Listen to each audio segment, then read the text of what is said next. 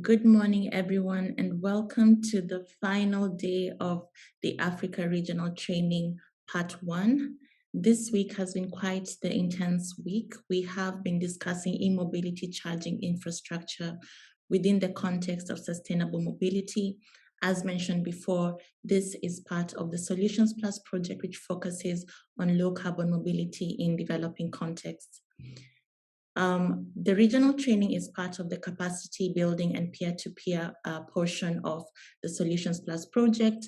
And here we have e-learning courses, webinars, peer-to-peer exchanges across the regions.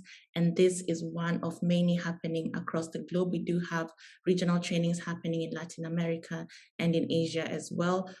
So we are really happy to see you here. And we hope that today we will have yet another exciting, engaging, and informative, as well as we will have a Q&A with our speakers shortly. So feel free to use the chat section to talk to us, and we will pick your comments and address your comments as well.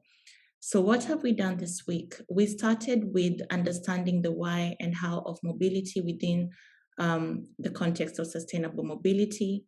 Then we went into EV charging infrastructure, where we talked about solutions and standards. And then we went into financing, public procurement, and business models. After that, yesterday, we had a really amazing session where we talked about the characteristics and localization of EV charging points. Today, we come to one of my favorite topics, and that is the topic of public transport. And today we will be discussing electrifying public transport. Before I hand over to UITP, who is an absolute leader in this field, I just want to show you the program for today. So we will have an introduction into developing an electric bus operation by Ida of UITP. Then we will go into charging technologies and strategies for e-buses by Arno, also of UITP. And then we will have an amazing presentation from our colleagues in Latin America. Then we will have a Q&A session, followed by perspectives from city and public transport stakeholders. We also have 2 case studies. Really excited to see this part of the session, where we will get examples from South Africa, Cape Town, and also examples from China. And after this, as usual, we will still have our Q&A session. Before I hand over to Ida, I just want to share this quote, which for you who work in the transport sector, you probably have come across this, and it says, "A developed country is not a place where the poor have cars, it's where the rich use public transportation." So with that, I will stop sharing my screen and hand over the sharing to Ida. Welcome, everyone. Thank you, Judith, and good morning also from my side, everyone. Very happy to be here today with you. I will, as Judith already introduced, I will be presenting you an overview of the main points you need to consider when it comes to the introduction of electric buses in your fleet. I think you can see my screen now. So basically, we will be taking a short trip together around the main aspects for e-bus deployment, and after that, my colleagues in the panel will be touching a bit more in detail the different topics and aspects I will be presenting to you. So first of all, for those who perhaps still don't know us, we are UITP. We are the International Association of Public Transport, and we have the mission of empowering people in cities by making sustainability and economic well-being in cities achievable through promoting sustainable, inclusive public transport. We have a very extensive network worldwide. We have over 1,800 member companies from 100 countries, and we also have some regional offices across the globe. What we basically do is advocacy of course, promoting the benefits of public transport, raising awareness to favor action towards public transport. We also cooperate with peers like the Solutions Plus project, no, to create and elicit knowledge and innovation by important corporations, and also, of course, we network with all the stakeholders in the sector to make sure we can advance, no, not just through advocacy and knowledge development, but also through strong corporations and building partnerships. So let me just start my presentation with this reflection, no? Because we talk about knowledge, we talk about how important research is to bring the sector forward, and I thought this is a good way to start and kick off the discussion today.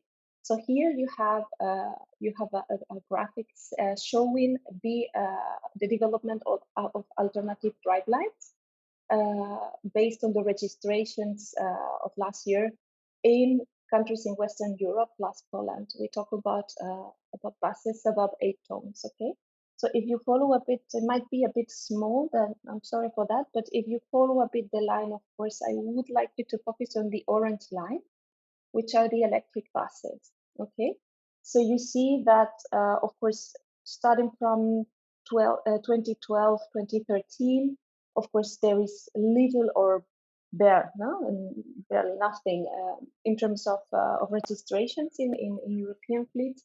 But then progressively, we see a very small increase. And then I put also here the projects that have that BOTP has coordinated or been part of it. And I would like to start with the CEUS project. You see here, just the project started actually at the very end of 2013 and ended in 2017.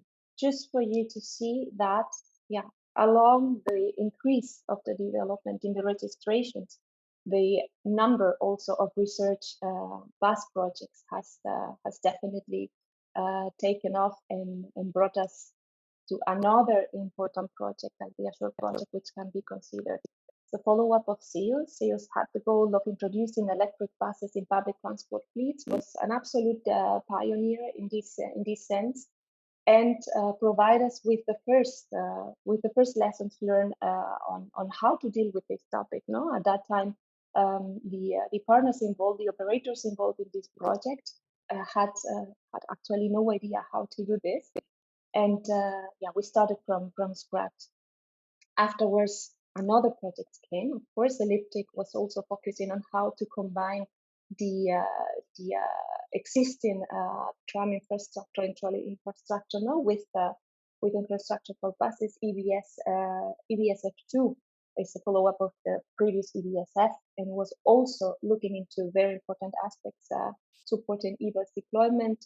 JIVE2 projects based on the procurement, no, and common and joint procurement of hydrogen buses, another technology for electric buses. And then, as I mentioned, Azure is still ongoing and is looking into how to integrate the fleet, the fast charging high power infrastructure with the fleets, no, in an effort to enable fleet upscale. On another note, of course, we do have other kinds of projects which are supporting electric mobility, and I will shortly present you afterwards what is the Clean Bus Europe platform. Is a European project which is initiated by the Commission, and of course our topic today, no, the frame of our work today, which is the Solutions Plus project. We do hope very much that this graphs showed us a much higher increase in the next years, but definitely I think we can be quite proud of the work done in this project. Let me just share with you some of the challenges now that we face at the time of CEUS, as I said, end 2013, and when the Azure project started, which was end 2017, basically. So at that time, this is not new for anyone. No? I am pretty sure you already are familiar with these initial thoughts, with these challenges, but just to give an overview, so of course we had higher, no, higher upfront costs when it comes to the deployment of electric buses in our fleets, because we are talking not just of purchasing vehicles, we also talk about charging infrastructure and other adaptations. No? Of course, how do we charge the e-buses? It was clear that we need standardization and an interoperable system to charge the fleet. There was also new ways of operating electric buses. It differs quite a bit from operating conventional buses. We also need to understand the new ways not to procure the vehicles and the equipment. As I said, it's a more system approach, and for this, our colleagues in the panel later will explain interesting business models about this. And then we also realized we needed to reinforce cooperation, no, among the energy and bus stakeholders, basically, because it was quite early lesson learned that all stakeholders need to be involved from very early stages to be able to support the project. What we have taken over from these initial challenges that were faced in CEUS and studied with in Ashworth is that, of course, the charging infrastructure played a key role, no, for a large fleet upscale. So we started having that the charging solutions, even if working, perhaps, no, then we had a limited power, no. So we were talking about the need to increase this charging power. And in Ashworth, we have explored solutions that enable charging up to 600 kilowatts. No, so we started for 450. Now we can go up to 600 kilowatts. Of course, now we do have interoperable and standardized interfaces, which was not the case when we started. Also, we did not know exactly what happens when you use high power and fast charging, what happens on the battery side. No? So these impacts were not well known. And today we can indeed already provide some answers to that. Also, what happens when you charge a big fleet on the grid, no, on the side of the grid? What is with the grid stability? This is also a bit more clear today. And we also realized that we were talking about the vehicle level when it comes to the energy management and the charging strategies. I think this was mentioned also yesterday as some of the recaps of the previous session. I had the opportunity to join the morning session yesterday, and this was also one of the points that were raised. So what we did is to start focusing on the fleet level instead of just the vehicle level. No? So we are able to apply smart charging strategies at fleet level. This, of course, has evident benefits also when it comes to decrease the cost of the charging. Also, we'd like to underline, because I think that's yeah, it's not enough said. When we talk about deploying electric buses compared with conventional buses, we are talking about a complete shift in how we do things. We are talking about a shift from vehicle to system procurement, and the system implies these three elements. No? We do have, of course, the vehicles itself. We have the charging infrastructure, the system we need to put in place, and we have also the new design of the service operation. So basically, these three elements interplay together, and it's crucial that we consider them as a whole from the very beginning. So it is not just about replacing one diesel bus with one electric bus, battery bus in this case, or other clean technologies. No, I mentioned this before, but we do need to involve from very early stages all stakeholders to make sure that the project governance of our fleet renewal exercise is successful. And also one good recommendation we extract from CEUS is that to ensure the operation, to make sure that you don't endanger your normal service operation, a gradual introduction of both the vehicles and the infrastructure is recommended. At that time, of course, we didn't have the luck that we have today, because the technology was not that mature as it is today. But we are talking about 2013, so there is a lot of matureness in the market right now, and we can find a lot of different applications when it comes to the to battery electric buses. Now, same happens with the charging solution. I want to just mention that we have, in the frame of the UATP bus committee, published this report last year. I include here the link for you to have a look when you have the time. It's just some guidelines for bus fleet operators to consider when you renew your fleet. So it was a checklist that we developed with the purpose of highlighting all the aspects necessary in this exercise.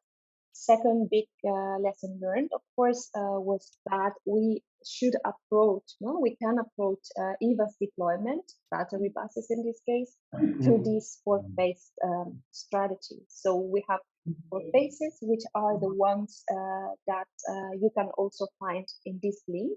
Is the other project I told you before, in the library, where you can find a lot of information for the deployment, not just of battery buses, but also other clean technologies, fuel cells, natural gas, etc. So the 4 phases are based on the different stages that you need to take into account, and this is an iterative cycle also. Okay, so there is some aspects to consider when you are learning about which technology might be more relevant for you, and you decide on the technology, about discussing with the stakeholders involved, about developing feasibility studies, pre-feasibility studies, no, that can help you indeed to understand which technology might be more convenient for you. After that, we do have the when phase, which implies all the aspects related to the planning itself of the system, to the regulation, also to find suitable financing solutions, funding solutions for your fleet. After that, of course, we would come to the procurement phase. How do I specify, my tender specifications? How will be this procurement exercise taking place? And also, how do I deploy the buses, the newcomer buses in my fleet? And finally, of course, the how phase. How do I operate? How do I maintain these buses? Which kind of skills are needed for the staff and the maintenance staff, not just the drivers, but of course also it changes quite a bit the way we have been working conventional buses. Have a look to this link, and I hope you will find interesting resources over there. Also, I mentioned it before. When we consider deployment of electric buses in this case, so we do have in right now 2 projects that are looking quite close to this. In the Clean Bus Europe platform, what we see is a clear partnership, which is indeed the most relevant point when it comes to the electrification of public transport among key stakeholders. No? And this project brings together all of them. We do have public transport operators, the authorities, also the city administration, but the industry, of course, the bus manufacturers, the suppliers of charging solutions, refueling solutions, etc., with the purpose of exchanging a know-how and expertise among peers, also providing technical support at a more local level to the cities involved. You can see the cities here on the map on the right side of the slide, and also trying to understand how to match supply and demand, because of course all these cities will be implementing clean bus technologies, clean buses, but they need, of course, to get in touch with the industry and the suppliers in this sense, no, to be able to do that. This project is focused in Europe, on the European member states, and Solutions Plus is not just considering electric buses, but also other forms of electric mobility in our cities, and the project operates at a global level. I think it's an interesting binomial, and I wanted to share with you perhaps some key takeaways from all these projects. No? The first would be is quite relevant to have a supporting policy framework. This is an example, of course, of applying to the European Union, and which is also the driver, no, of the Clean Bus Europe platform. So we see that indeed the policies on decarbonization and clean technologies are pushing both the market but also city administrations toward this fleet renewal, towards the change, the progressive change from more polluting buses into a cleaner fleet. These are some examples of the policies that apply. We have the Green Deal of the European Commission, the Clean Vehicle Directive, which is the one I would like to briefly mention to you now, and of course the Alternative Fuels Infrastructure Directive, which is also providing guidance about how to deploy the charging infrastructure for alternative fuels. No? Here on the right side, you see two bars showing the quotas that the European Commission has set for the newly procured buses in member states. There is 2 periods. The first enter into force already as of the 2nd of August this year and will run until the end of 2025. You can see here we do have the obligation in each member state to purchase at least 45% of clean buses, and of it, the half of it should be zero emissions. What is a clean bus? You can see it here at the top of the slide. A clean bus is fueled by electricity, of course, hydrogen, natural gas, both compressed natural and liquefied natural gas, also most biofuels, etc. No? And a zero emission, considering, of course, the tailpipe, we don't consider the energy grid. We do have, of course, that electricity and hydrogen. No? So here you see that there is already a quite supportive, rather I would say than pushing policy framework, encouraging operators and authorities to go for a cleaner fleet. And what we saw in this sense is that of course the cities have the will, the political will, but sometimes they do lack of the expertise, of the manpower, how to do that. Establishing targets is definitely a must, and this is what this directive is promoting, because all EU member states have transformed this directive into the national legislation. And also we see that this fleet renewal is a fundamental exercise for the sector, no? Because it brings us to the point that instead of being a challenge, we are talking about a golden opportunity, actually, to rethink and optimize bus systems as they are today. Also, we do have that indeed this strong political will has brought many cities to even increase their ambition to much more ambitious targets for the period. So we have quite some important cities really going above these targets. And for instance, examples of some cities like Hamburg in Germany, that they decided already as of the end of 2020 for not purchasing any diesel bus from this time. So indeed, they are already applying the directive in a much higher ambition.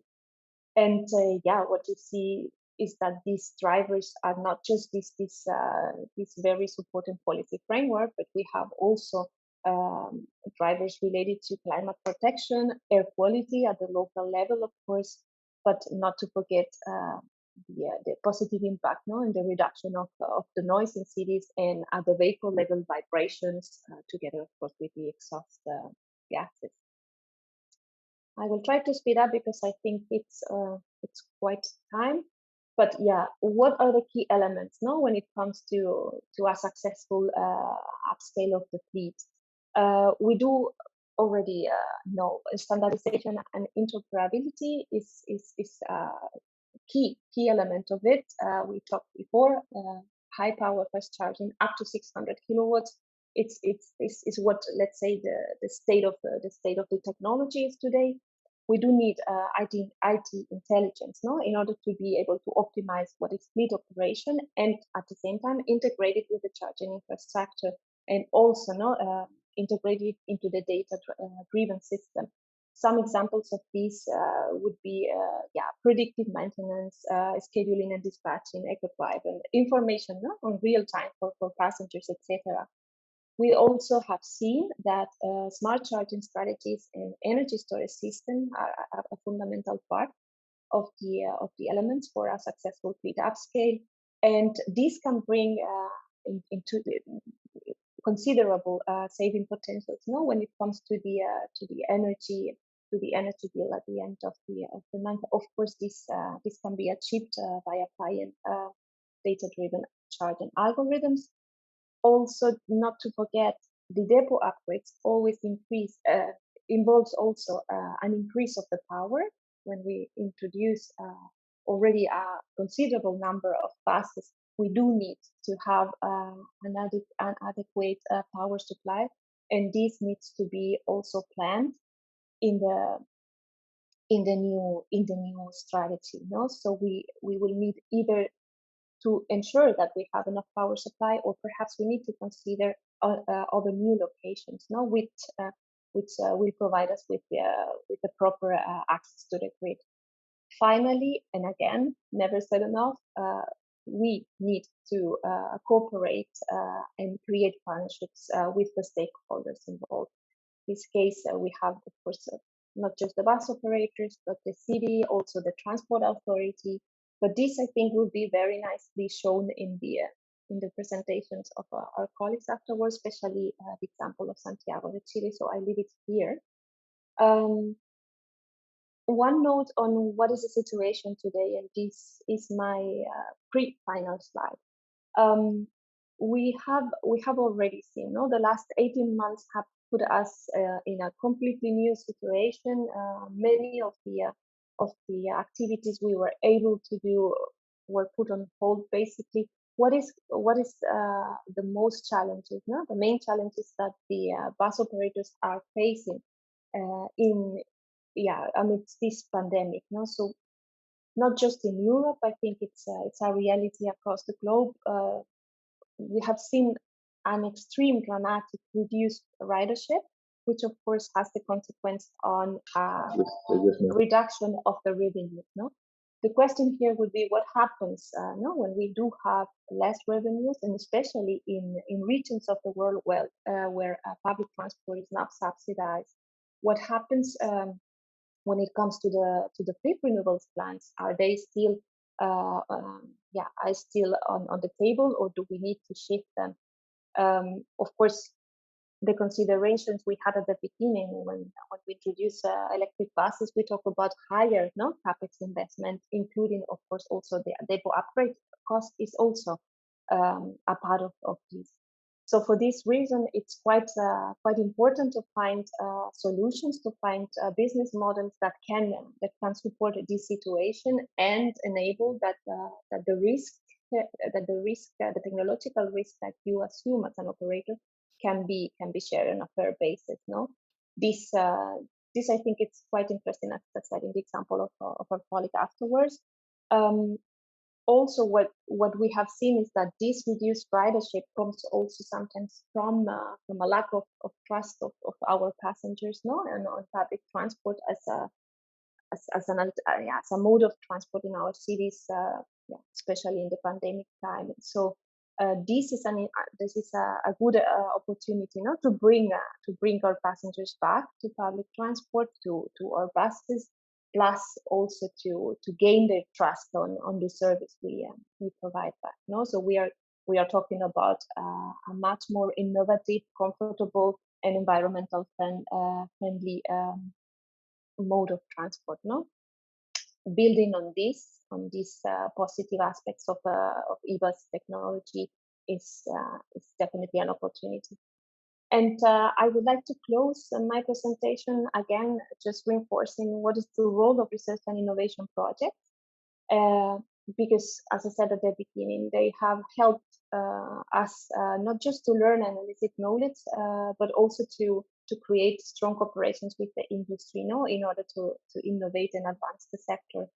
I have short mentioned to the Ashort project. You can see here this link. I recommend you to have a look.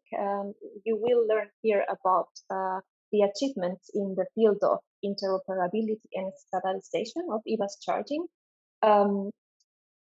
Very briefly to conclude, what we have achieved in the project is basically to develop use case protocols for EVAS charging.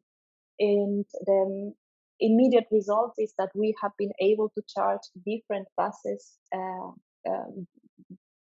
buses of different brands with chargers of different brands, of course, always applying the same technology. Arno will tell you more about this. And just, to conclude, it's just a reference list for you. In addition to Solutions Plus, of course, all the projects that have worked on the topic and are working still on the topic of electric bus deployment, but not only. So I would leave it here, and I will be happy to get back to you if you have questions after the panel. Thank you very much. Thank you, Ida. And as expected, that was an absolutely informative presentation. I look forward to the questions and the panel discussion. So we move quickly to Arno.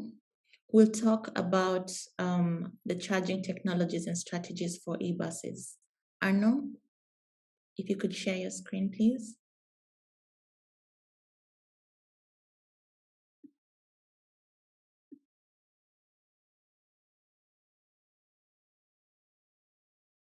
Hi, good morning. Good morning, Arno. Okay, wonderful. Thank you, Judith. And good morning, everybody. Thank you, Ida, for the introduction. Amazing amount of information, I would say, and of what you call key takeaways. We hope this is useful for say for the Africa region, because lots of the information is coming from Europe. I'm myself also from UITP, heading the bus unit, working a lot with the bus operators inside UITP. So mainly through the bus committee. Actually, we held our last in-person meeting, so before the pandemic, 2019, in Africa. So we were at the invitation of Casa Transport in Casablanca. We do also have interactions in the bus committee with African bus operators, especially with my colleague Cissé, whom some of you might know. He's secretary for the Union Africaine de Transport Public, UITP. And I thought in this training also to give a contribution on the technology side, I would say in the short time lapse that is foreseen. Maybe the best would to give you an overview of the technologies and strategies that are being used today when it comes to operations of e-buses.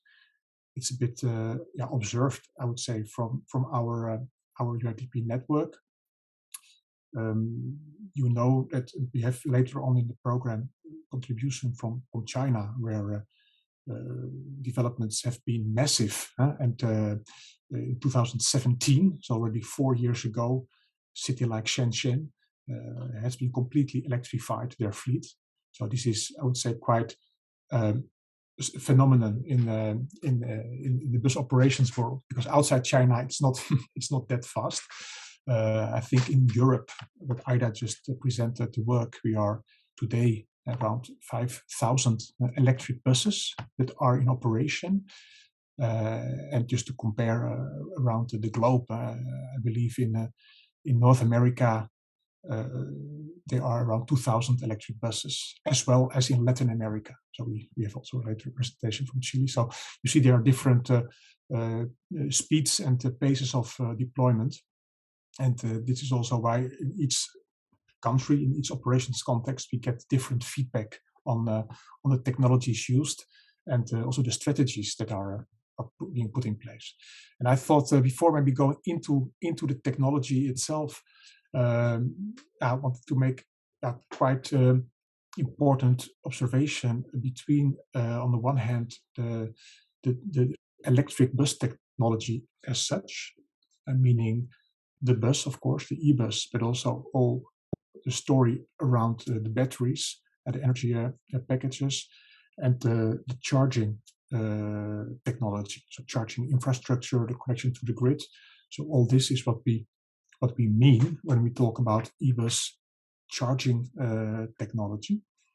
And on the other hand, the distinction we make between that and the strategies. So this is more the how, I would say, how an operator is using this e-technology for the bus operations. Of course, it's based on a technology purchased, but it's, I would say, heavily dictated by the operational needs of a bus network. This often starts with the bus lines itself. So are it short bus lines? Are it long bus lines? Do the buses have lots of mileage a day or not? And according to the, I would say, the local situation, the local needs, a strategy, charging strategy can be chosen, and then, of course, the right technology. So I thought it is important to have this clear from the outset. And then I think we have seen many pilot lines in the first place, as Ida mentioned, in the ZEUS project already 8 years ago, with operators or with cities starting to test one bus or one bus line, and bit by bit, when progress being made, we saw entire city networks or entire concession areas being electrified.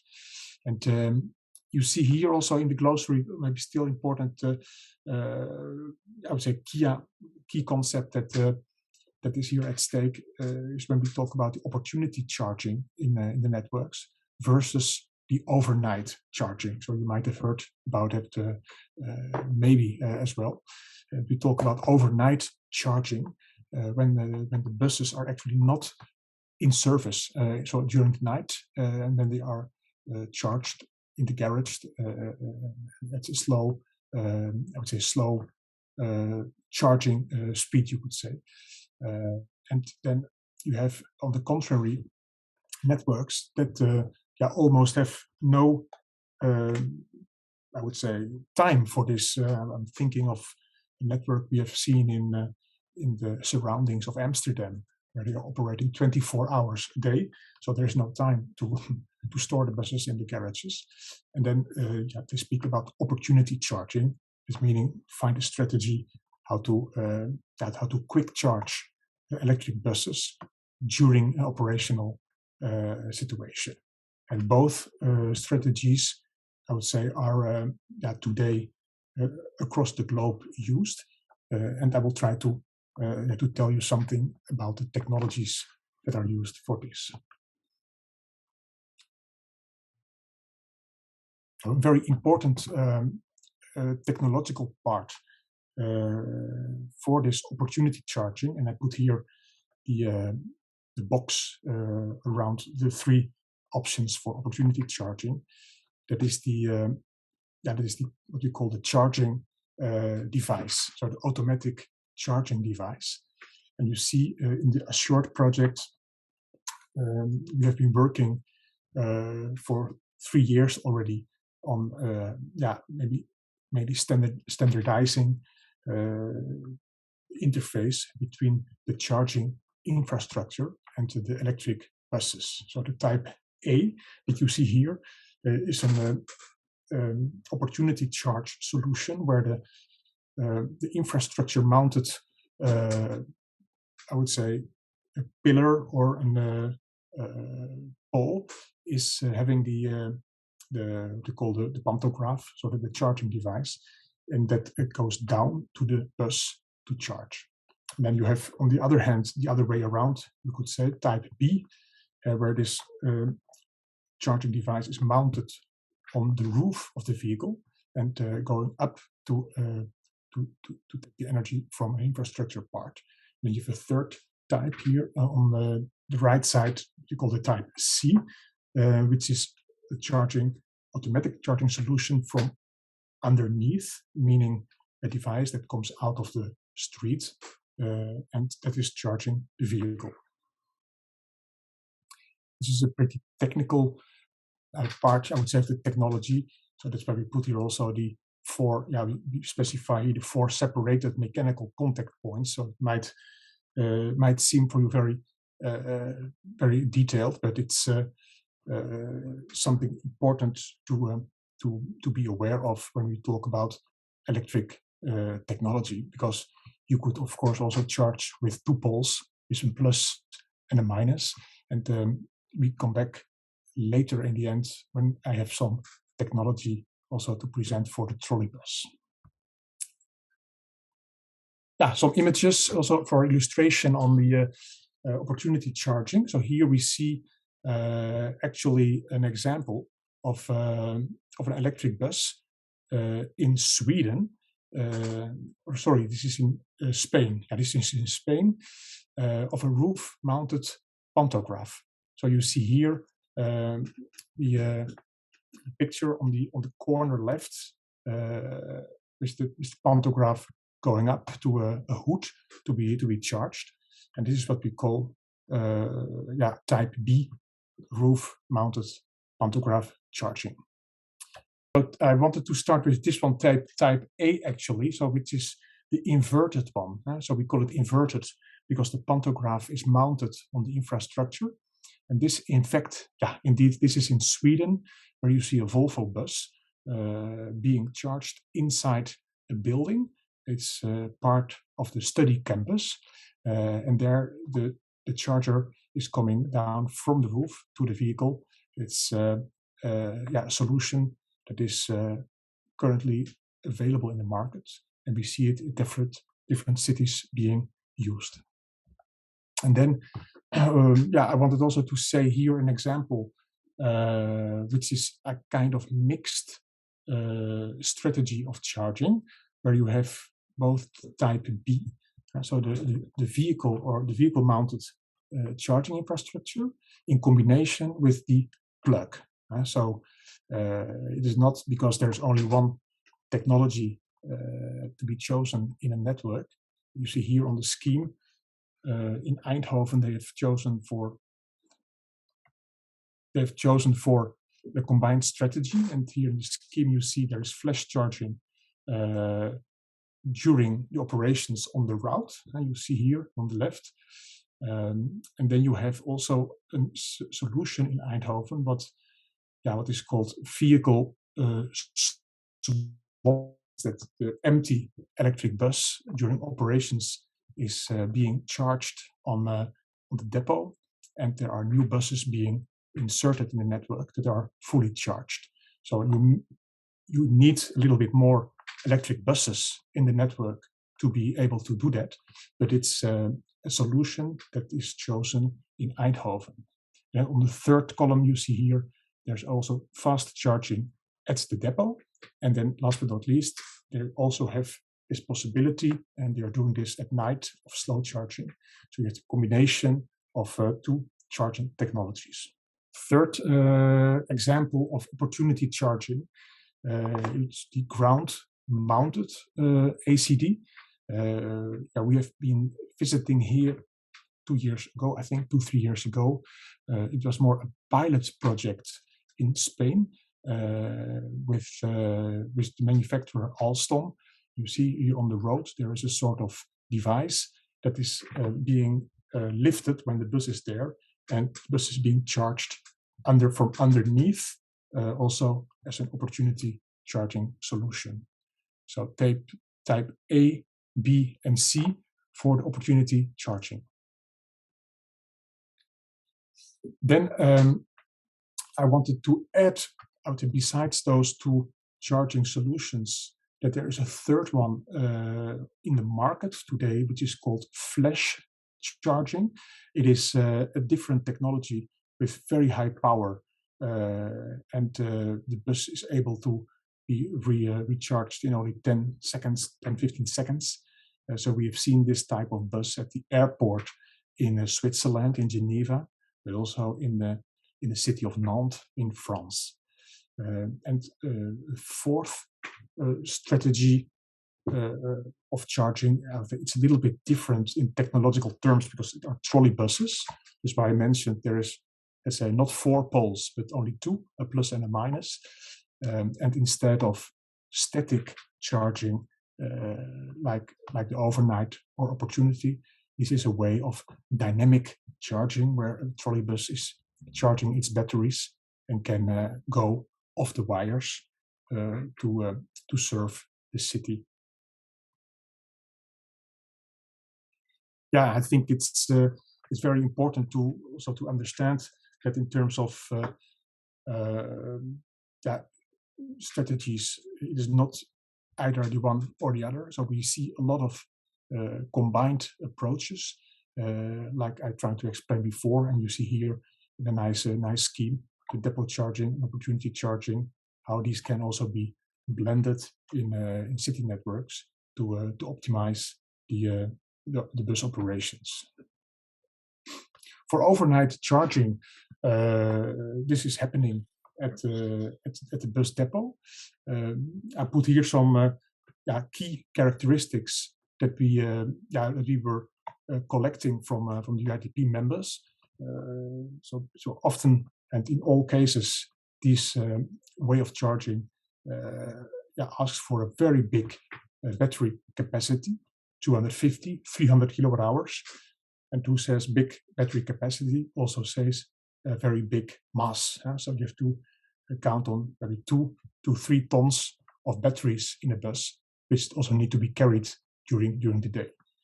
Different chemistries in the market with these big developments. I think if you are interested in this, we have lots of information available in UITP on the battery chemistry evolution. Here you see an example of depot charging, so slow charging at the bus depot, so where a bus is simply plugged with a combo 2 CCS plug and is being charged during the day period. And I would say it's a quite common solution. And I would say in most of the operations in China, this is the solution that is chosen today. There are also examples of charging at the bus depot without a plug, but with the automatic connection device. And this is why this is so interesting to have the combined approach, because you could imagine that not in all situations it is possible for the operator to plug and unplug hundreds of buses per day. And in those use cases, as we call them, buses are charged automatically, but it's in the end the same, I would say, 4 pins and for the same technology as the Combo 2 plug. Then when we look to opportunity charging, also some main features. Of course, the most important one is on the battery side, where you don't need 250 or 300 kilowatt hours battery capacity because you are charging more often. So this is a smaller battery pack in the bus. Also with its own battery chemistry, it's important to be aware of that the faster, the more power you charge your batteries, so the more things will happen with your battery chemistry and also on the lifetime. So it is linked, those two, battery chemistry choice and the fast charging or not. And of course, with this way of charging, the autonomy of the buses is much less. It's around 50, 100 kilometers is what is often reported by our members compared to the, let's say, the depot buses who can often have an autonomy up to 200 or 250 kilometers.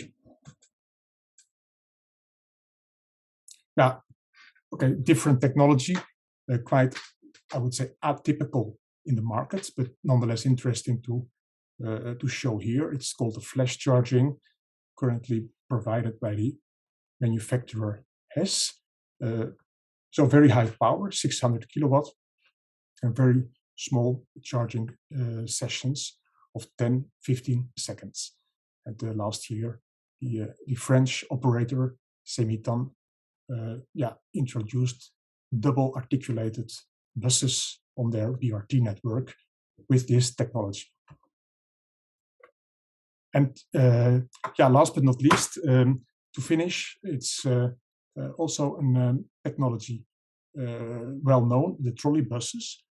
Although I looked into the atlas of UITP, but I could not find any trolleybus network in Africa. But then I was called by our officer in the Maghreb office in Morocco, and I was told that there is one project in Marrakesh a few years ago where this technology was introduced. So these are, I would say, existing technology for trolley buses with overhead wires. So you need to install overhead wires on the streets to continuously feed with electricity the buses. And then with a special battery pack in the bus, it is possible to go off wire. And it's an, I would say, nice innovation of a very already old alternative of electric buses. Yeah, and I could provide you much more information, but as I had to stick to the technology, this is, I would say, the review I prepared for you. And if you are interested in any specific technology or to have more information about a specific area or use case, both Ida and myself are available in the panel, but also afterwards for additional information. Thank you very much. Thank you, Arno. Very, very interesting to see the charging solutions that are available for buses. And we will quickly, I see there are a lot of questions in the chat function, so we will quickly move to a brief Q&A session. So if we could have both you and Ida turn on your videos, and I will hand over to Edmund, who will ask the first question. Edmund, are you there? Yes, I'm here, Judith. Thank you so much. And thanks so much also to our presenters. We have questions coming up. The first question is going to Arno. It's coming from Ayeni from Rwanda. Ayeni says that with African countries looking to expand their BRT services, especially in major cities, will it be advisable to retrofit existing ICE buses, especially where funds availability plays a critical component in the transition to e-mobility? What are the likely implications of this, if there are any? Thank you. Very, very interesting question, because indeed, in the development or in the projects on BRTs, what you often see is that these are big transformative projects, right? That engage sometimes even the whole public transport sector locally to reform towards a BRT system. So I think, especially in the transition to zero emission buses, to see maybe electrified buses in such schemes, could be a component of these BRT schemes. I would not say automatically that each BRT project should be in the future an electric bus. I remember from Dakar, they have been working on a new BRT scheme where they made this assessment, and after, I would say, the local possibilities here in the example of Dakar, it was not possible to go already today for an electrified system. So I think it's something that should be introduced in the project as a possible scenario, but needs to be assessed locally. How does it look on the electricity grid? Is there a good grid? Is it grid accessible and stable? But also, how does the market look locally? Are there providers of electric buses, for instance? And for this, you need to make a careful assessment before making any choice. Great, thanks a lot for your responses. We'll move on to the next question, and Emily takes that. Thanks, Edmund, and thanks a lot, Arno and Ida, for these excellent presentations. We had a question from Sierra Leone in previous sessions on the possibility to have charging points for different vehicles in the same location. For instance, for charging needs of buses and other vehicles, such as electric three-wheelers. Is it feasible in your experience, and what are the aspects to consider when planning for such a system? Perhaps I can start. Yeah, Ida. You give me a hand here.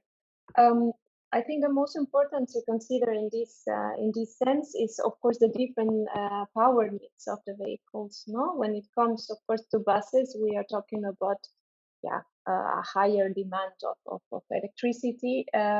Three-wheelers might have a smaller, a lower power requirement. In any case, what I think is very relevant is to make sure that definitely the buses can charge when they need to charge and just be ready to go according to the time schedules. This would be for me just first important consideration. I understand the three-wheelers, depending if it's I can imagine it is a shared fleet, for instance, that can be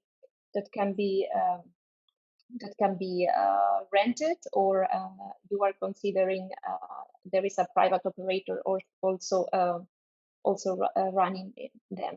Depending on what is the case, I would understand that there should be a definition of the space and the priorities, or let's say the right of accessing to the chargers in a more concrete way. That would be also one consideration. We did discuss in the frame of the Assured project, also in one workshop, if it's possible. No, we had first thoughts on the possibility of sharing infrastructure among public transport operators plus freight operators in the context of the cities. And here, indeed, we consider different scenarios, and one of them was to create a hub where you can find different spaces, different surfaces, plus the infrastructure related to each vehicle. We concluded that it was just an initial, let's say, first thoughts on the topic, but we concluded that indeed the most relevant is, as I said at the beginning, it's to make sure that the public transport buses do follow their schedule without delays, because timetables are one of the aspects that impact most on the passenger's choice. No, when you have a reliable service, then you go for it, and of course that's one of the top priorities of any bus operator. Arno, you can add on this. Yeah, I think, well, you mentioned, I would say the key aspects that we have also gone through in the different projects that we have seen. Maybe just, I would say, attention point on the governance model, and then the way to put, let's say, these charging infrastructure in the market, because of course, if it is a private conversion, or if it's a private project, then all kind of issues would raise on the accessibility of the charging installation by either one or the other user. We have seen something interesting happening in Copenhagen, which is a quite advanced public transport market, where they tender out, I would say, the bus network for many years, and where they introduced also very innovative concepts of let's say electrifying these concessions, where the ownership of the grid and the ownership of the chargers remains completely in the hands of the authority, and thus where the authority has much more freedom and also flexibility to set policies, also innovative policies of co-use, etc. So I think this question should also definitely be part of the local governance, and how you think you can put into the market the different electrification projects. Thanks a lot, both, for these very clear and enlightening answers. I think they will interest a lot of our participants. And we move now to the next question that will be asked by Judith Adem. Thanks. Thank you very much, Emily. So this next question is mainly focused on the first presentation on developing electric bus operation. So Ida, you had mentioned the need to include all stakeholders right from the beginning, and you also mentioned the fundamental role of cities. So the question is, what types of policies are better adopted at national level and which at local level? And further to that, which stakeholders could lead the process in championing policies at the local level and which ones at the national level? Okay. I would say definitely, starting with your second question, which stakeholders should lead? Definitely the example we see in Europe, and I think it can be extrapolated worldwide, cities, the city itself. And we can consider the city as even as the trinomia of the city administration, the transport authority, if there is a transport authority, plus the bus operators, whenever the constellation. I think these three stakeholders, they do definitely need to get aligned on what the strategy of the city itself is, because it is not enough that there is a supporting policy framework. As I mentioned in my presentation, we see very nice examples. And at the beginning, actually, this specifically the Clean Vehicle Directive was perceived initially as a big challenge for the operators. What happens when it comes from above? No? When my policy framework really constricts me to a situation that I must introduce new technologies, being these still a bit more expensive, being these a bit more unknown as my conventional buses. So if you put yourself in the head of a bus operator, a lot of questions come, no? When you see, okay, now as of 2021, I will need, for each newly procured bus, I will need to comply with these targets, no? But what we have seen in the progressive rollout, no, because UITP is focusing, of course, on all these policies which are impacting public transport. What we have seen is that indeed, as I underlined before, this is, rather than a challenge, is an opportunity for each operator also to review and to rethink the current system. So what works better at national and local level, I would say it's really an interplay.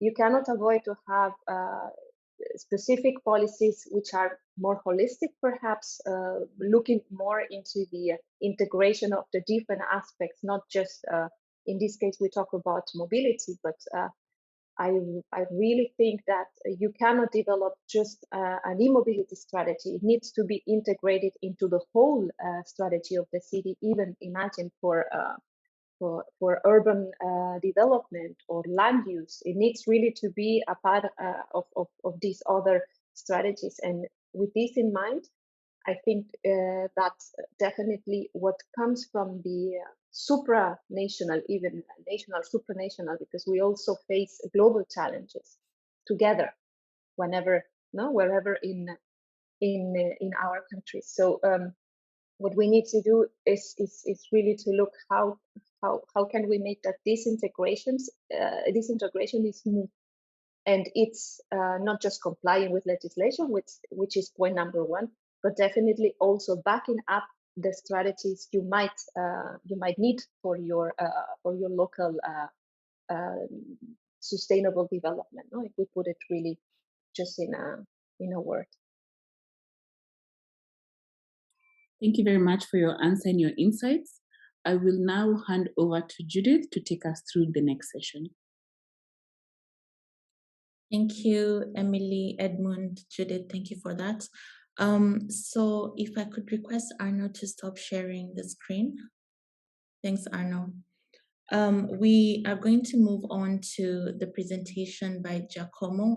Giacomo will be talking to us about the role of public transport stakeholders. Giacomo, just to let you know that our participants are actually very key stakeholders in the different countries that they operate in. So really looking forward to your presentation. It's quite a challenge sometimes with the 2-hour session and rich content to manage time. I hope that we can maybe have a shorter presentation, Giacomo, so that we have enough opportunity to have our stakeholders also engage with you. Over to you, Giacomo. So good morning, and my name is Giacomo Lozzi. I work at Polis, which is the European network of cities and regions working on transport innovation. So our members are mainly cities and regions and public transport authorities, but I will come to this now. Today I will present some results of a report that we produced also in collaboration with some of the Solutions Plus partner, UITP and Ruprecht Consult, for another project that Aida already mentioned, the Assured project. And this is called Specification of City and Public Transport Stakeholder Strategies and Needs. So we assess there the needs and strategies of local administrations, public transport authorities, and the operators regarding the integration of the full battery electric buses into their operation and the mobility ecosystem more in general.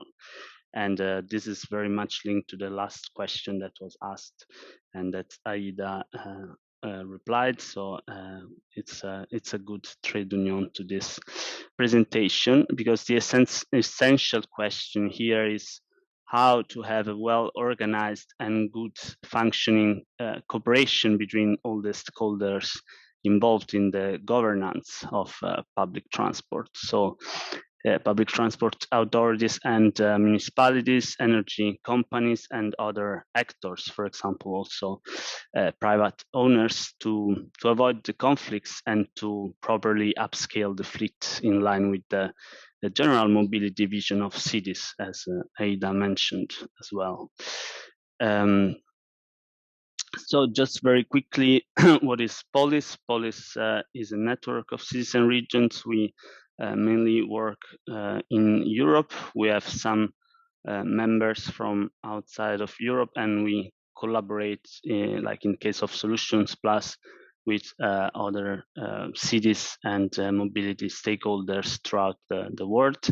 We work with members in peer-to-peer exchange in working groups. We participate in the European research projects, as the ones mentioned by Aida, and we represent the local authorities, and when it comes to especially European legislation and regulation. I just want to quickly go through the Assured project that was already mentioned, but so I don't go through the description of the project, but I want to say why this is important from a city perspective. Although it's a very technologically focused project, it's very important because we are looking at the impacts of city regulation and design on the, for example, on the location and the use of e-charging infrastructure. So whenever you want to introduce it, it's very important that the local vision and the plans and regulation is taken into account, as also for the design of the city when you have to, especially when you have to place opportunity charging.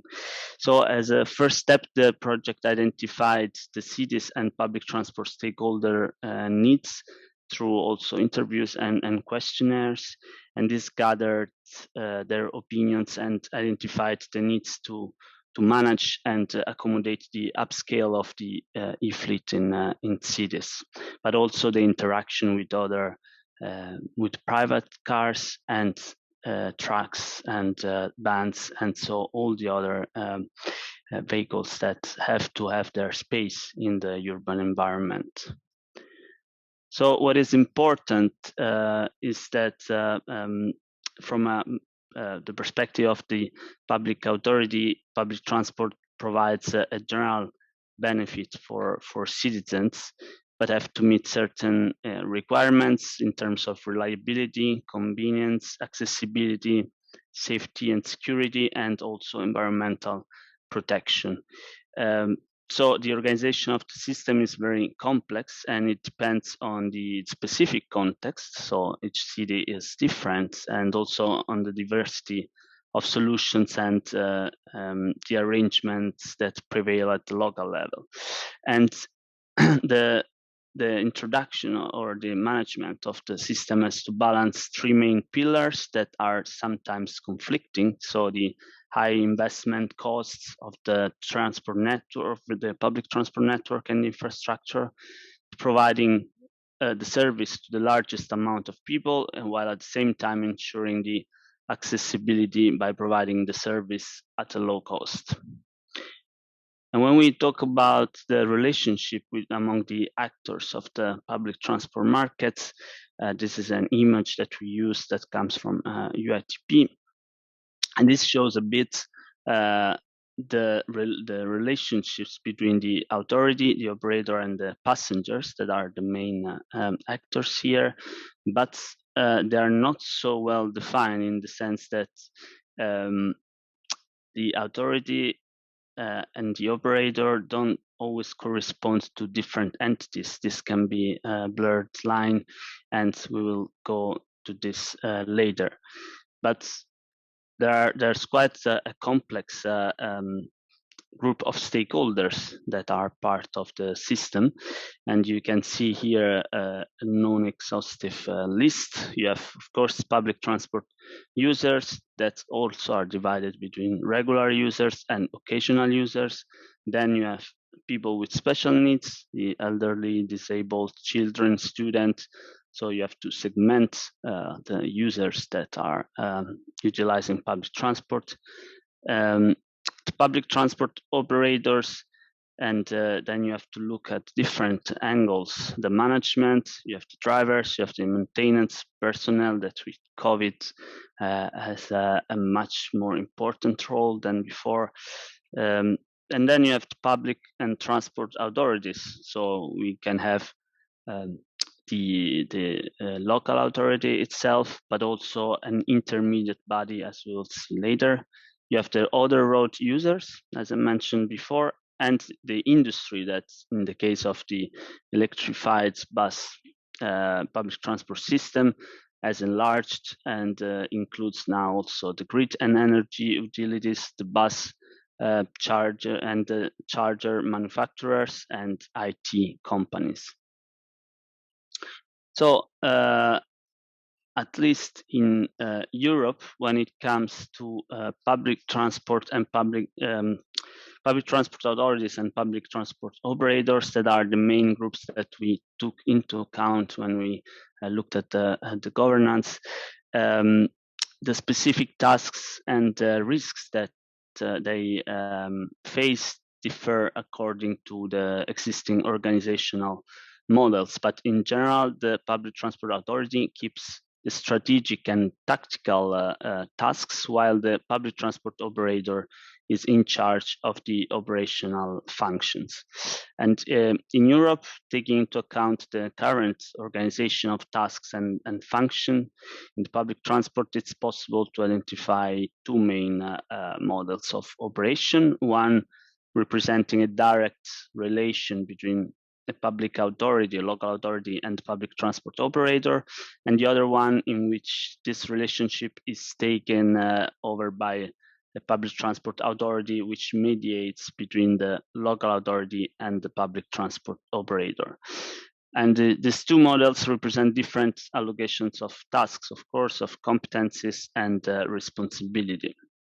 The establishment of public transport authority is often associated with a wider impact and a more holistic approach, because it's also viewed as an efficient way of organizing mobility with measures that are a bit broader, such as fare and ticket integration, increasing the convenience of the service and the ridership.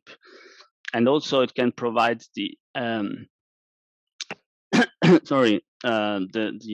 arena to start creating a vision and a strategy for public transport that also includes at the same time other relevant aspects like the impact on society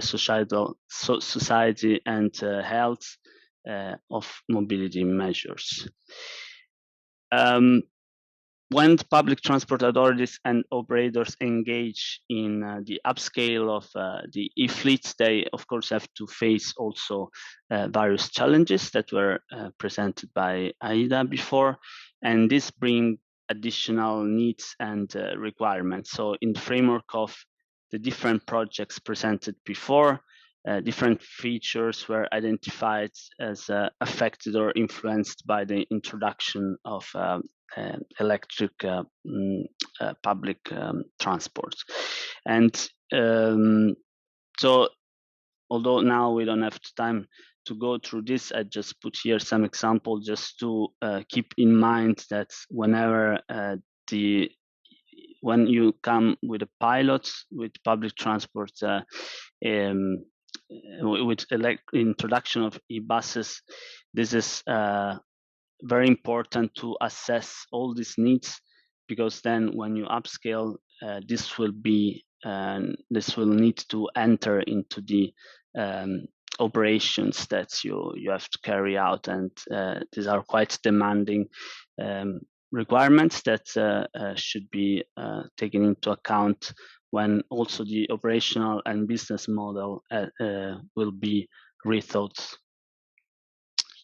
To conclude, I would like just to go quickly through a couple of examples of the cities of Barcelona and Gothenburg that are part of the Assured project. Barcelona, you might know, is the capital of the community of Catalonia in Spain, and has around 1,600,000 inhabitants, but this number doubles when you include the metropolitan area. And Barcelona has a very clear strategy called electromobility strategy. We are talking now about the local authority, and the strategy aims for public transport to increase the current total number to 100 vehicles in 2024, and for the entire fleet to use zero-emission buses by 2040. TMB is the public transport authority of Barcelona, has committed to ensure that in the next 4 years, the 100% of new vehicles added to the fleet will be clean vehicles. And this is even beyond the European targets that have been defined a few months ago. So thanks to the Assured 1.0 interoperability reference that was mentioned by Aida before, the electric buses can now be charged independently of the brand of the vehicle or the charger. And project in Barcelona has demonstrated indeed the interoperability between all the vehicles and chargers of the partners, the industry partners of included in the project. So the TMB, which is the Public Transport Authority, works closely with the Area Metropolitana, so the metropolitan area of Barcelona, that is called AMB, the local administration for the organization of public transport. So they look at the requirements specifically related to the charging infrastructure together, because this requires intervention on public streets. As you see, there's opportunity charging there, so that's something that has to be addressed also when it comes to the management of public space. In Gothenburg, there's another very interesting example. Gothenburg is in Sweden, and it has around 800,000 inhabitants. And in general, the municipality aims to reduce the overall number of vehicles circulating in the city, whether they are electric or traditionally fueled. So the idea is that you need less vehicles because the city is becoming denser and denser. So the city strategy does not promote e-mobility in general with subsidies or not even encouraging charging points. They try to have it off street as much as possible. Of course, when it comes to public transport, there's an exception because this is seen as a public interest, and so they have a clear strategy for the renewal of the fleet, and there will be now around 34 routes in and around Gothenburg that will be charged via cable into the depot overnight and the charging station en route. And what is interesting is the organization and division of roles in Gothenburg, because in first place, the bus traffic is the public transport authority of Gothenburg, but they don't own the depot. So to further electrify the system, they depend on the availability of the depot close to traffic areas, which is especially challenging in the city center as it's becoming denser and denser, as I said before. So this is an issue to consider. But then Volvo is providing the buses, and fleet is operated by Transdev. That's got a tender by the public authority in 2019, and they have the overall responsibility for everything that needs to be put in place for the operations, which includes choosing the right technology, training the employees, finding and adapting the bus depots, and ensuring the availability of the charging infrastructure and the electricity capacity. So then the ABB is the charging provider, and in collaboration with Transdev, they have decided the optimal charging infrastructure, and they supply 19 charging stations. And then the electricity is provided by the municipality supplier Gothenburg Energy, which is owned by the municipality, but is a different organization. And they have to strengthen the capacity of the electricity grids, but also install new cables underground and this kind of activities. And then finally, in parallel, the city of Gothenburg has provided the land for the depot and is also in charge of rebuild the end stop to free up space for charging station. So thanks for your attention. These were just a couple of examples coming from Europe, but as you could perceive, the governance model of public transport is not standardized, and it needs to be as inclusive as possible in order to make the deployment coordinated, and when it comes, of course, to the upscale of the public transport fleet. And if you want to know more, we invite you to attend the Public Transport Lab. That is a webinar series on the future of public transport that Polis just launched. And the next appointment that I think is very relevant for this topic is the integrating urban design and infrastructure to accommodate public transport. Thanks for your attention. Thank you, Giacomo. Very, very interesting. And we move on straight to the case studies. So Edmund, if we could take the case study from Santiago, which will be followed by the case study from South Africa, and then we go to the case study from China. And after that, we take the questions. Over to you, Edmund.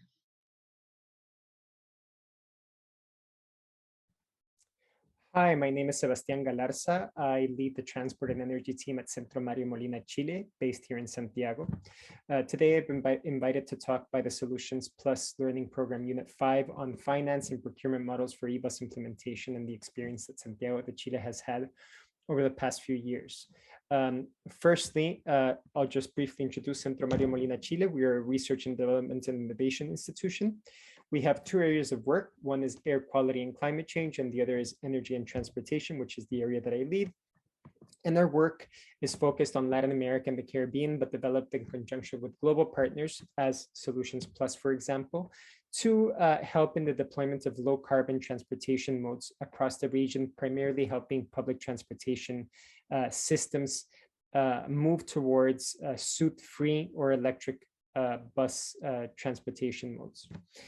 Santiago de Chile, as you can see here in the video that I'm showing, is a fairly large city in Latin America. It's one of the largest capital cities in the region. It has over 7 million people. It covers around 680 square kilometers and also has one of the largest transportation networks in the region as well. There are currently around 5.7 million transportation users in the city. The bus network specifically is around 3,000 kilometers. It is made up of around 6,900 buses covering almost 400 routes, 11,000 stops, and transporting over 3.3 million passengers a day. As you could see from the video, Santiago de Chile is also surrounded by the Andean mountain range, which has led to the entrapment of materials, particulate matter basically, and other pollutants in the city, which has also spurred innovation in terms of public policy in Chile and in Santiago specifically to adopt cleaner forms of transportation. And that's one of the main reasons why we've seen the fast deployment of electric buses in the city, but also its relative advance in terms of other cities and other countries in the region. Going into the business models particularly, Santiago de Chile currently has a business model where we have two main actors, basically. We have the Ministry of Transportation and we have bus operators. Here, the current business model, how things work is that the Ministry of Transportation extends a contract over 10 years and for around 1,000 buses each to each of the operators, which in turn provide the fleet and provide operations and also the depots for the transportation system. So we have the bus operators owning both the depots and the fleets and providing operation for the city. This model has been very successful in introducing the first formalized transportation system in Santiago de Chile, which was inaugurated in 2007 at Transantiago. However, it has also led to some problems, and particularly the concentration of power by some of the operators had caused the system to become too big to fail. And one of the main reasons that we're seeing a change in the model is that one of the operators went bankrupt over the course of the last few years, which placed particular strain over the system to see how that was going to be resolved. So one of the main incentives for the new business model that we're going to talk about briefly is to reduce the size of the business units and make the system more flexible in terms of replacing operators if and when they do go bankrupt, as was the case in the current business model that I've just presented. So what we're moving towards is a business model where we have a separation, an asset separation. Basically, we're looking at here the right side of the presentation, where we have the ministry now owning all of the bus depots and then providing them in concession to the bus operators. We have the bus operators, which in turn are only in charge of operating and maintaining the buses as well as the depots. that will have shorter contracts, 5 or 7 years, depending if they have a majority diesel or electric fleets. And their business units are reduced from currently around 1,000 buses per operator to around 300 to 400 per operator. In turn, the ministry will sign another contract with fleet providers. In turn, these contracts will be extended to 14 years if the fleet provisions are for electric buses, or 10 years if they are for diesel or fossil fuel buses. But basically in Santiago, what we have is diesel buses, which have to meet the Euro 6 standard also for the city. So we basically have a soot-free bus fleet, but the business model has changed substantially. And now, as I mentioned previously, one of the main reasons why we've done this is to reduce those risks associated to operators. And this is something that we've seen across the region, right? And across different cities across the world where we see a problem repeating itself, and which makes particularly the adoption of e-buses and its infrastructure more complicated. And delving a little bit more into these traditional business models, what we see is that bus operators are placed under a heavy burden to be able to provide the fleet, operate the fleet, also ensure financing for their own fleet, ensure maintenance and of life provisions for the entire fleet.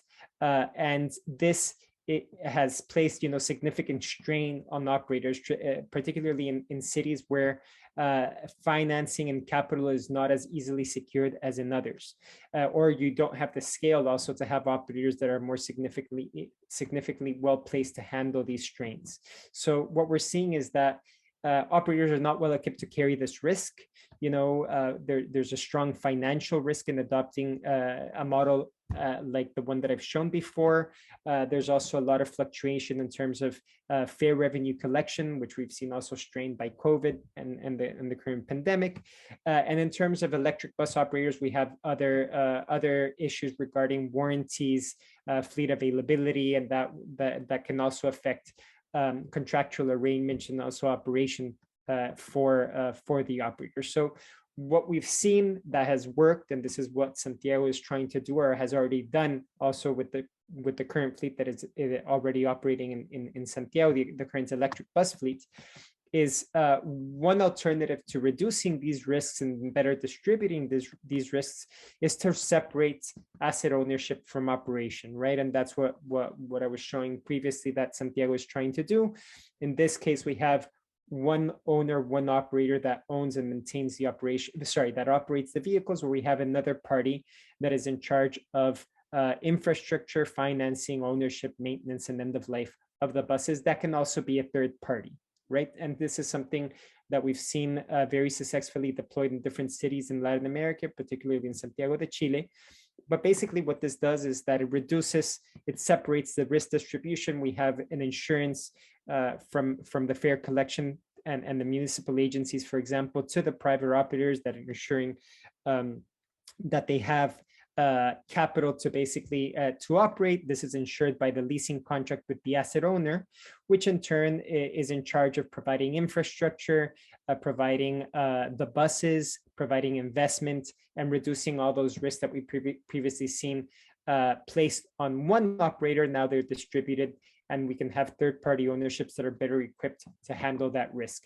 And here, we have different types of payment systems, but municipalities in particular have a strong role to play in terms of being able to channel this funding to the right players and secure that the operations are well financed to ensure the introduction of more expensive technologies, as is the case with electric buses, especially when we're talking about upfront costs, right? So when we're talking about operations, the cost per kilometer may be lower, but in terms of upfront costs, electric buses and infrastructure remain more expensive than traditional infrastructure that we've seen with diesel buses or others. In Santiago de Chile, this innovation in financing models has allowed over 800 buses now to be deployed in Santiago de Chile. We have companies like Medbus, a bus operator, and Alex, an energy distribution company that acts as a third-party financier, and BYD, an electric bus manufacturer, come together to deploy over 400 buses in Santiago de Chile through a model that is very similar to the one that I've shown previously. But this model has also been replicated in Santiago to be able to deploy over 800 buses, as I previously mentioned, or close to 800 buses by different companies. We have over 4 different third-party financiers that have entered to work with almost all the operators, all the current operators that are in place in Santiago to deploy the first electric bus fleets in the region, and the largest currently in operation outside of China. And so you can see here, and I can provide this resource, a lot of the work that I've just recently presented, we've done as part of the SEBRA initiative, which seeks to help cities in Latin America deploy electric bus fleets. And what we've seen here, this is a description, a case study that we did with the companies that I previously mentioned, Medbus, the private operator, and Elex, the utility company and asset manager, in this case, BYD. And you can see the flow of resources from the national government through subsidies and fare collection, and the concession contract that it has with the private operator, and the private operator in turn having agreements with NLX as leasing and contract for the buses and the infrastructure, and also a separate agreement for maintenance with the bus manufacturer. The main thing to see here is one that here the Financial Administration Agency for the Ministry of Transportation, which is in charge of the central fare collection for the whole transportation system, is in charge of paying the third-party owner directly for the buses and the infrastructure. This is paid and discounted from the monthly payments that Medbus has to make, the operator has to make to the utility provider for the buses and the charges that it's leasing. And in turn, the BYD is, receive the money from the third-party provider for the buses and charging infrastructure, while it maintains a direct contract with the private operator for battery maintenance and other services that it provides for the buses themselves. Currently, as I mentioned, we have over close to 800 buses now in operation in Santiago de Chile. And in the current year, we're expecting as many as 1,670 additional buses to come into the network, with the goal of full electrification by 2035.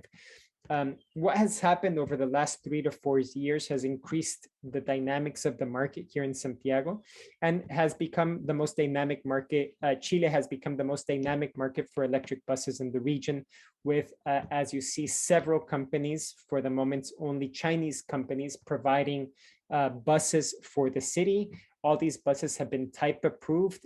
Consumption and range parameters here are conducted under a city-specific driving cycle. So we have a better understanding of the performance that these buses will have in the city.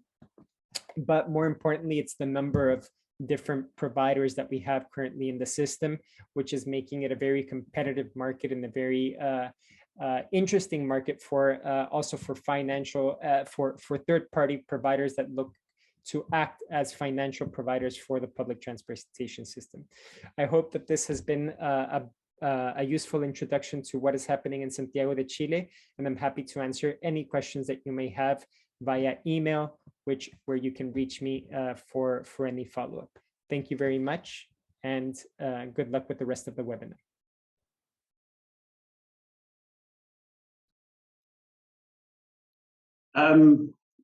Good morning. It's a real privilege being with you this morning. I'm going to share with you what we've been up to in Cape Town, South Africa, and I'll get straight into the presentation. Okay, so there's the headings that I want to cover. I'll get straight into it. As I've said, we're based in Cape Town. We're 160 years old in 2021. We operate a fleet of 1,100 diesel buses. We employ 2,700 people, and we operate 65 million kilometers per year. And for that, we consume approximately 25 million liters of diesel. So that's quite a chunky footprint, carbon footprint that we've got. We've embarked on 1 or 2 initiatives to start reducing our carbon footprint. Since the calendar year 2000, we've been on a fleet renewal program. And since then, we've been buying just over 60 new buses every single year. So what happens when you do that is that you introduce new technology. New technology takes you to improve fuel consumption, and that leads to what we've measured over the last 10 years, a 9% improvement in our fuel consumption. And then also the related carbon savings, if you did not have due to that. In 2017, we installed our first solar generating plant at Golden Arrow at one of our depots. And since then, we've increased that to 1 megawatt peak of generating capacity. And we'll keep on expanding that over the next number of years. That's a photograph of our head office. We've got 820 kilowatt peak at this depot. We've covered the bulk of the roof space that we've got. And this depot is classified as electricity carbon neutral. And the definition that we use to get to that phrase is that we export more kilowatt hours to the city of Cape Town than what we use at this specific site. At our biggest depot, close to the Cape Town airport, we replaced an old carport with a modern solar carport. So this is part of the steps that we're taking, and we'll probably end up covering the bulk of our depots in the next number of years with solar PV. Some challenges to electric buses in Cape Town, for that matter, electric vehicles. There's no limited support from the government. And I use the limited just as a bit of a buffer. It's actually, they penalize us because in South Africa, import taxes on an electric vehicle, if you compare that to a similar combustion engine vehicle, is higher. There is no active electric vehicle manufacturer in South Africa, and we've got an unreliable electricity supply. There's a word load shedding or a phrase load shedding in South Africa that's close to a swear phrase when we've got electricity interruptions. And on top of that, our annual increases have been above inflation for the last number of years. So there's some challenges. If we look at general concerns regarding electric vehicles, when you start speaking to people about that, ones that float to the top will be capital cost. It's expensive. Battery life, people are nervous because a chunk of that capital cost sits in your battery, and people are nervous how long will the battery last. Then energy and maintenance costs. There's lots of figures being thrown around, but people are nervous because they're unsure. And then charging infrastructure. If you speak to people about electric vehicles, where will I charge my vehicle? And what we decided is that we need to actually get to a test that we can address these concerns plus any other concerns that might arise. So what did we plan to do, or what do we want to do? Some of the things that we want to achieve, and it's definitely not the whole lot, is number one, we want to document real figures under South African conditions because there's nothing available. And we use a phrase at Golden Arrow that we off the spreadsheet and we're onto tar, because a spreadsheet is a forgiving thing. And you tell me what the answer is that you want. I can probably build a spreadsheet that can come close to justifying whatever that decision is that you want to take. In our case now, it's real figures in, and then you get the answer. Yes, part of the concerns on the previous slide, we do want to address or have a look at what's the real energy cost and the maintenance cost per kilometer. Then charging challenges. Do you look at depot charging or opportunity charging? On top of that, we've been filling diesel buses for many, many years, so we're relatively good at that. But we're totally new at charging electric vehicles. And how do you do that, and how do you schedule that? And then ultimately, when we're done with the test, we want to develop a feasibility for the introduction of electric buses in South Africa. And that will guide us which way to go in the future. Up till now, it's been fairly negative or neutral, but just some opportunities that exist in Golden Arrow. The graph that's in front of you is our 24-hour peak utilization of our buses. The colored graphs at the bottom are individual depots, but the important one is to look at the top because they all follow a similar trend. This shows that between 4:30 in the morning and say 9:30 in the morning, the bulk of our buses are out on the road. It's over 1,000 buses. But then most of them return to the depot or to parking spaces. They're not operational. In the middle of the day, 20% of our vehicles are out on the road. And then we repeat the exercise in the afternoon with a slightly wider peak that we refer to. And then the buses come back to the depot in the evening. So why am I showing you this? This plays quite nicely into a charging strategy, because in your part of your charging strategy should be, how do you get your electricity price as low as possible? So if you've got electric vehicles, it will put you in a position where early in the morning, you can negotiate with your electricity supplier to supply you off-peak tariffs. Because in most countries, early in the morning, late in the afternoon, late in the evening, there's ample supply of electricity. And then in the middle of the day, solar electricity will fit really, really nicely into that scenario. The next graph, and I apologize for the quality of it, but it's more the principle that I actually want to get across here. It's this graph shows the electricity demand in South Africa. So it shows you early in the morning, there's very little demand. Then the demand ramps up quite rapidly. And between 8 and 12 o'clock, there's a peak. Then there's a bit of a lull in the middle of the day. And then the afternoon peak is actually bigger or demand peak is bigger than the one in the morning. So if you really get sophisticated with all your balancing systems, then there'll be serious work involved here. We do acknowledge that. But the theory shows that not all our buses are on the road between 8 and 12, and not all our buses are on the road between 6 o'clock and 9 o'clock in the evening. Maybe there's an opportunity that we can actually do some vehicle-to-grid charge. So these are the exciting stuff that we look forward to in theory that we want to aim for, because we also use the phrase of golden arrow. You have to go for the theory. The closer you get to the theory, the better your performance will most probably be. All right, early results, and it is really early results. So we've done 30,000-ish, very close to 30,000 kilometers of testing. The response from our passengers and our drivers have been really, really good. And yes, this is only based on 2 buses, but it gives us confidence of where we actually do want to go to.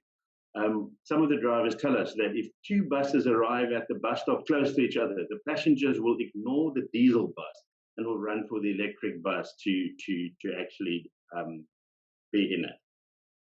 The one figure that we're really confident of at the moment is that on the buses that we're testing now, we are confident that we're going to show 65 or higher saving on our energy cost. So that's electricity per kilometer or cost per kilometer. Electric bus should be 65+% less expensive than a diesel bus in Cape Town. Maintenance cost reduction and will require longer testing. But we are confident that there'll be a significant figure in there as well. And we'll need both those figures together to be able to make this a commercial solution. So far, if we look at it, and we haven't run into a problem yet because we've got only 2 vehicles running, but the biggest challenge, or a really big challenge that we see, it will be electricity distribution. And that is to get the electricity where you want it, when you want it, and at the quantities that you need it there. That's going to be an absolutely fantastic challenge to solve. And of course, it's going to be difficult, but that's why we're here. So, next steps for the government. And I do put a question mark there because we can only lobby. But this is some of the things that we believe where government should really get involved. They should either reduce or remove import taxes on electric vehicles. And we stress short term because we need to get this industry going. And there's nothing in South Africa at the moment. So remove the taxes that will assist to get the industry going. Incentivize electric vehicle purchases. There's many examples of countries that's actually doing that. Make it worth somebody's while to buy an electric vehicle. And here I can really speak of personal experience. I drive a BMW i3, zero incentive in South Africa. Fantastic car to drive though. This is probably one of the more important long-term incentives that we require in South Africa. Incentivize the production of electric vehicles in South Africa. The South African automotive industry, we believe, is under threat because the figures that we've been given is that between 60% and 70% of the South African vehicles that's being manufactured are exported, with the bulk market being Europe. Europe is going electric. So if we don't do bullet number 3, we're probably going to obliterate our automotive manufacturing industry in South Africa. The government at the moment have got the argument that they've got import taxes to protect jobs in South Africa. Our view is they're doing exactly the opposite. They put South African jobs under severe pressure and under severe risk. And then support renewable energy production. This is a long-term thing because in the initial stages, we believe that, yep, we'll lose the argument of you use dirty electricity to charge your vehicle. Golden Arrow, not, because at the moment we overproduce on green electricity, but it is much better for South Africa to use electricity to use dirty electricity to charge vehicles than to import oil and then to produce the energy required for combustion engines in South Africa. So going this route will be really good for the country and will save us serious foreign exchange. Next steps for Golden Arrow. Okay, number 1, we've ordered a 3rd bus. And this one is what we refer to as a Golden Arrow specification bus, 65-seater with a number of standing passengers. We ordered it from BYD in China, and it should be delivered towards the end of this year. 2021, what are we still going to do this year? We're going to keep on testing the 2 37-seater BYD buses that we've got on the road since March this year. Then 2022. In 2022, we'll be still testing the 2 37-seaters, but we'll add the 1 65-seater electric bus, just to give us a feel for how the Golden Arrow specification vehicle performs. Then in 2022, we'll complete that electric bus feasibility study that I referred to earlier, and that will be our guideline of where we should be going in the future. Also, 2022, serious decision time, we believe, in Golden Arrow. Because in 2022, we need to make a decision based on the feasibility study, what percentage of our 60-odd buses that we'll purchase in 2023 will be electric. Will it be 0% or will it be 100% or somewhere in between? But it is a serious decision. It's probably a watershed moment for Golden Arrow. But that is a big thing in our lives at the moment. And then in 2022, we also need to make a decision or get assistance that we can do some local manufacturing of electric buses in South Africa. If we can do that, we'll reduce the import taxes or hopefully eliminate the import taxes, which then will assist to make the case study for introducing electric vehicles substantially closer to a commercial solution than what they are at the moment. Because just finally, it needs, for Golden Arrow as a private company listed on the stock exchange in Johannesburg, it needs to be a commercial solution for us because of lack of any support from government. So it is fantastic, exciting times. If you push me into the corner and ask me as a betting man, I do believe that the growth will be faster than what people expect in South Africa. Thank you very much. Thank you very much, Gideon. That was absolutely intriguing, very interesting to see the case of South Africa. A lot of similarities with the context around the continent, and we hope that we can actually follow up with you on email and get a few questions in as well. I included my email there at the bottom. Perfect. Yeah, over to you, Qiuyang, to give us our final case study from China. Really happy to have you with us. Thank you very much. Oh, hello, everyone. Welcome to the Africa regional training session on e-mobility charging infrastructure. And very thank you for inviting me to this presentation. And my name is Qiuyang Lu, and I am a transport engineer at ITDP. And today I will be sharing with you the large-scale implementation of electric buses and what lessons are learned from China. My agenda for today, I will be starting with a very brief overview of the current status of electric buses in China, and then I will be talking about what drives the rapid development of electric buses in China. And also, I will be sharing with you some of the real-world operational data and charging infrastructure data. Finally, is the Shenzhen best practice case. Firstly, is the current status. The new energy vehicles actually is a term used by the Chinese government only to represent three types of electric vehicles. They are the battery electric vehicles, the hybrid electric vehicles, and also the fuel cell electric vehicles. And the total number of new energy buses in 2020 has already reached over 60% of the total bus fleet size, and the total number of new energy buses by the end of 2020 has already reached 700,000 in China nationwide. And if we break down the energy types of the total bus fleet size, the battery electric vehicles accounts for over half of the total bus fleet size, and the hybrid electric vehicles accounts for 12% of the total bus fleets. And because China has a very large geographical region, so it's very necessary to break down the figures by the provinces and the cities. And from this graph, we can see that almost all provinces are strongly and actively encouraging the promoting of new energy buses in 2020 compared with the figures in 2019.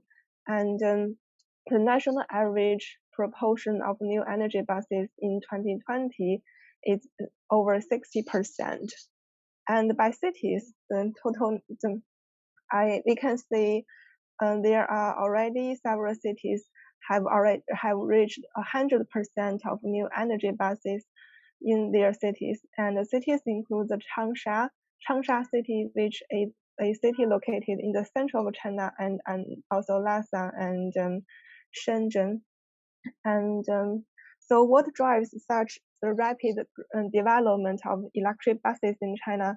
The most important factor is the policy support, and from both the financial side and also other side to encourage the technology development. And in terms of the electric bus industry, and also I want to mention that the policy support from the financial side is majorly composed with the three types of subsidies, including the purchasing subsidies, operational subsidies, and also the charging infrastructure subsidies. And I will be talking about this later.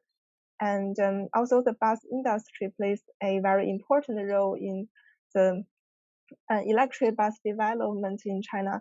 We found that cities with the large electric bus manufacturers have the largest proportion of electric buses.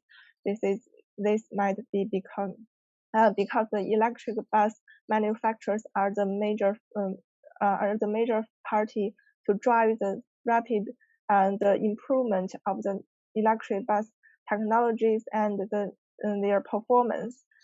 And also the environmental pressure that also drives the national government to set many ambitious electrification targets in order to reduce the air quality reduction.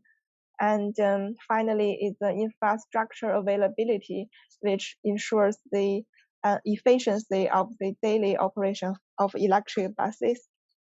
And the subsidies that are offered, the electric bus purchasing subsidy that is offered by the national government is different by the length of the buses. The longer the bus is, the more subsidies the bus operator will be receiving.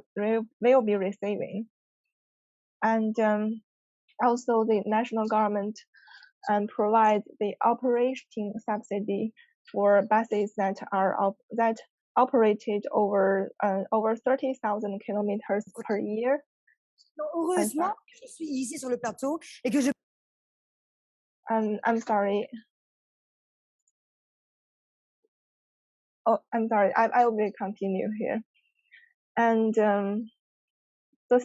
the operating subsidy, the bus operators need to apply this kind of subsidy, and the figures are verified by the Ministry of Transport.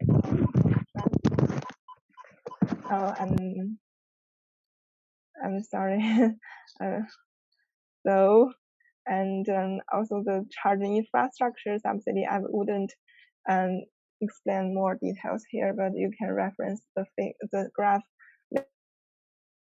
And in terms of the operational data, and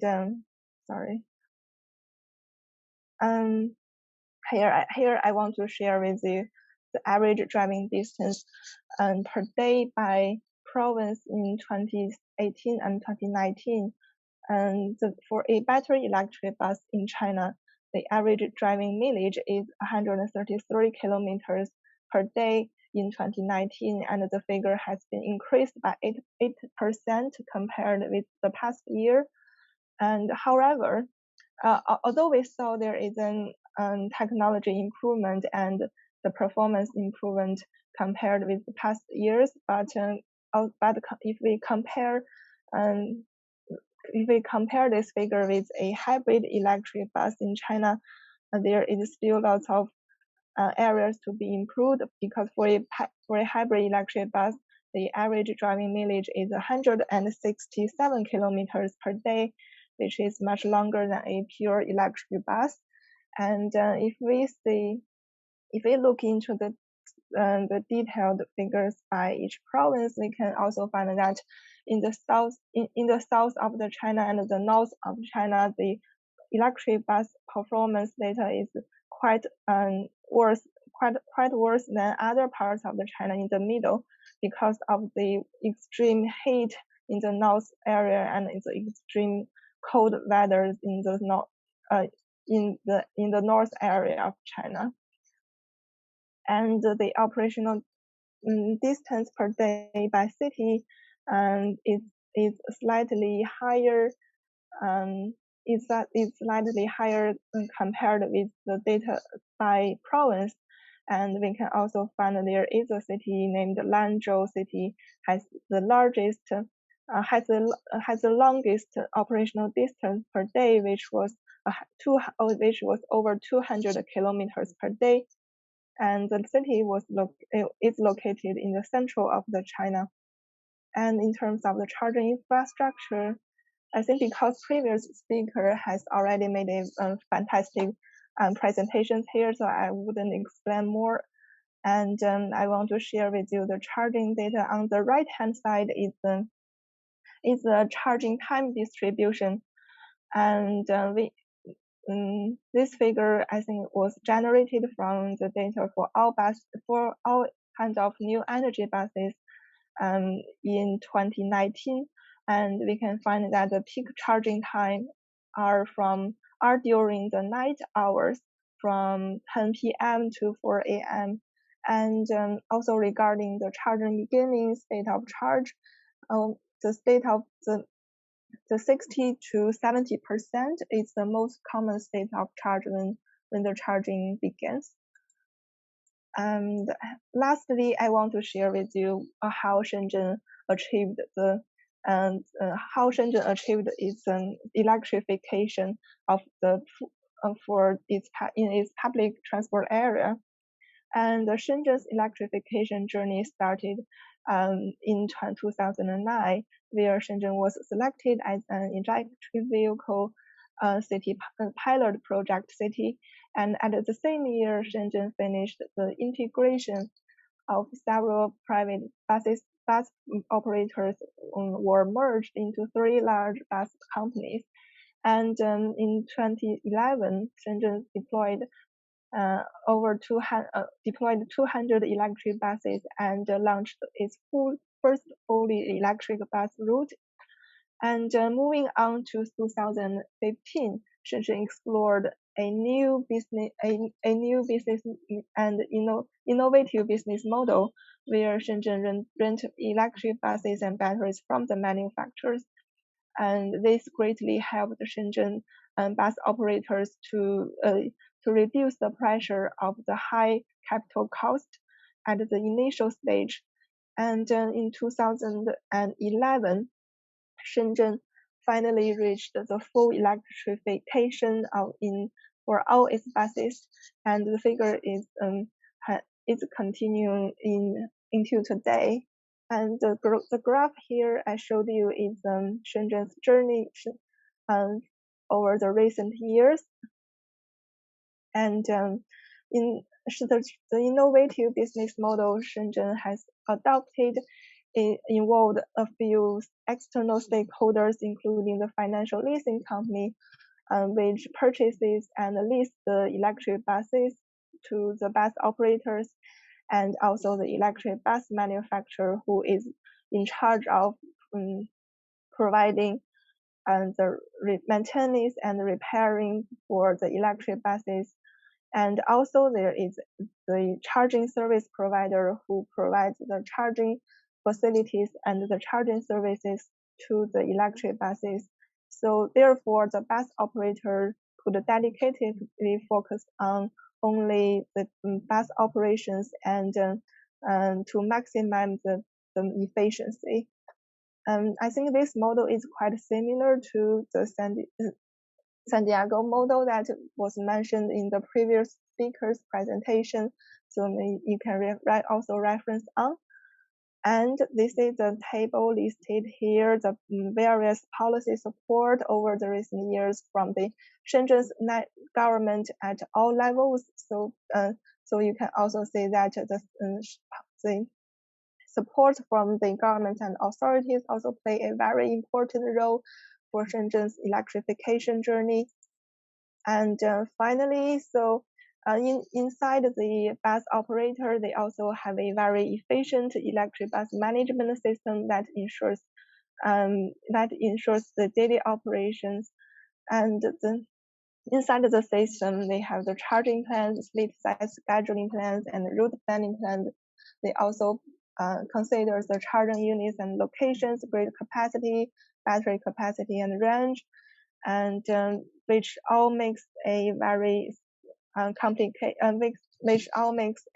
comprehensive and very efficient the system. They also make the best use of the digital technologies. Here I showed you some of the interface of the bus operating management system, and this is the bus fleet managing system. And thank you very much for listening. And here I also added a few additional resources. One is from a recent publication by ITDP, and in this report you can find many find the electric bus technologies and also some cases around the world. And here is a report that is very recently published by the World Bank Group, and it tells it conducted a very detailed study on Shenzhen's bus group, and maybe you can reference on if you want to learn more about the Shenzhen city's electrification journey. thank you very much for listening, and I will be stop sharing my screen.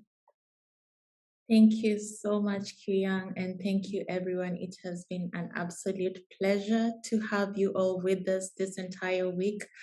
We have had 5 days of full participation. We are really quite grateful to have you with us. You have also been answering each other in the chat section. You've been very active. We can see there's a lot of expertise. So we don't see ourselves as the experts, but everyone in this room is an expert in their own regard. I wish to remind you that we do have city-specific trainings coming up at the end of October. So feel free to visit our website and sign up for these trainings. Your questions, we have tried to answer most of your questions, but if there's anything that you feel we haven't yet answered, feel free to reach out to us on email. I will ask my colleagues, Emily, Edmund, all the speakers from today, Judith as well, to have their videos on. Just so that we can wish all our participants a wonderful weekend. It has been a pleasure to be with you, and we hope to see you again in the next city-specific training. And with that, we wish you a happy weekend and see you in the next training. Bye-bye. Goodbye. Thank you for the organization. Goodbye. Thank you, Bye. everyone. Have a good end of the week.